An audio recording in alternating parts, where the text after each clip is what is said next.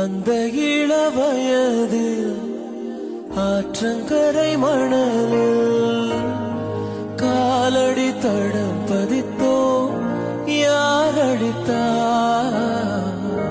நந்தவனக்கரையில் நட்டு வைத்த செடியில் மொட்டு வைத்த மூட பூவை யார் பதித்தார்? காதலர் தீண்டாத பூக்களில் தேனில்லை, இடைவெளி தாண்டாதே என் வசம் நான் இல்லை. தொட தொட மலர் தொட தொட மலர்ந்த என்ன பூவே தொட்டவனை மறந்ததென்ன?